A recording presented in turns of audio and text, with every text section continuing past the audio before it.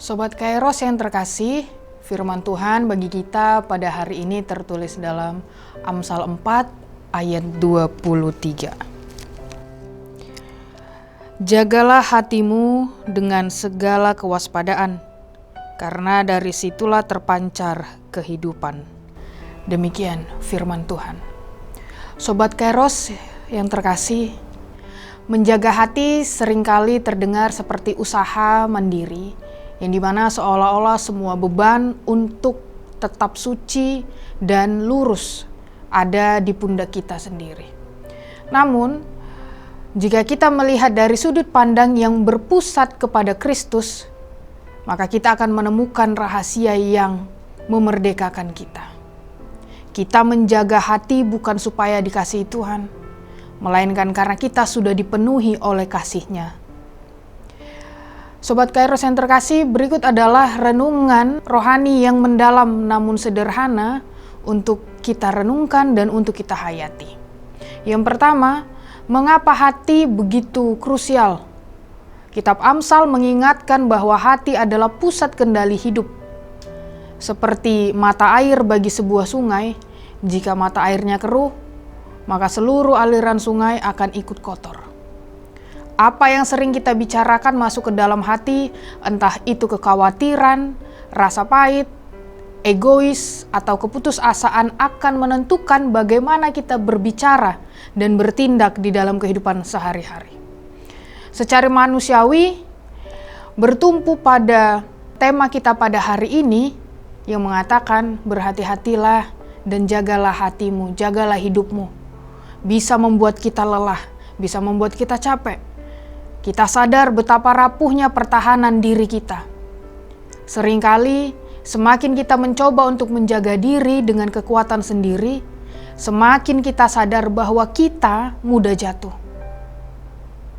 Yang kedua, Kristus sebagai sang penjaga yang sejati dan sumber air hidup. Sobat Kairos yang terkasih, disinilah kabar baiknya, disinilah intinya. Kita tidak dilepaskan sendirian untuk menjaga hati kita yang rawan ini, untuk menjaga hidup kita yang penuh dengan godaan duniawi ini. Di dalam Yohanes 4 ayat 14, Yesus sendiri yang mengatakan, "Barang siapa minum air yang akan kuberikan kepadanya, dia tidak akan haus untuk selama-lamanya.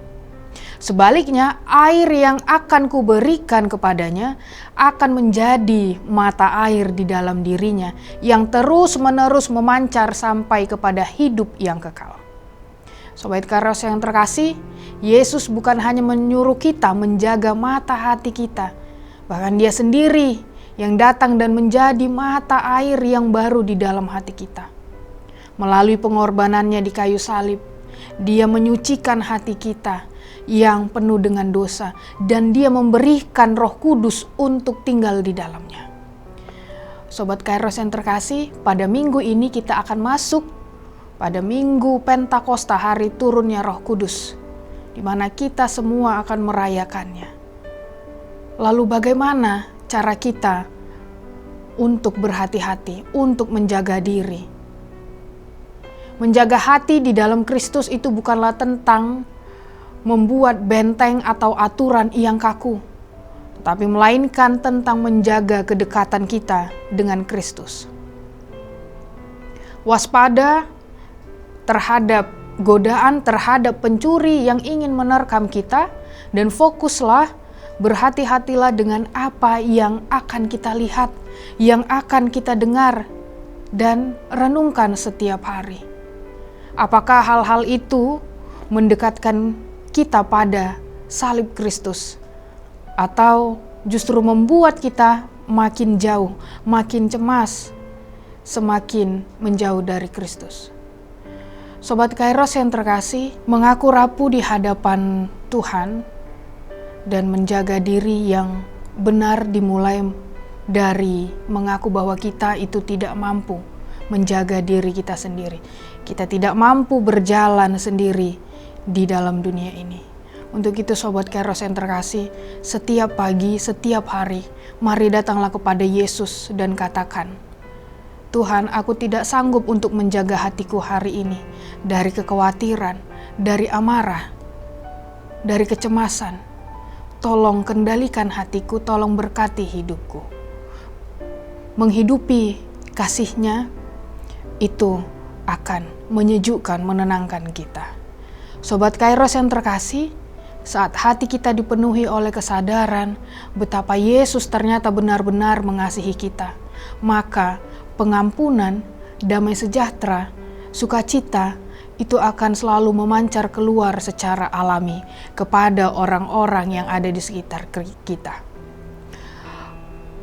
Perintah untuk berhati-hatilah dan jagalah dirimu, ini bukanlah beban berat jika kita ingat siapa yang berdiri bersama-sama dengan kita.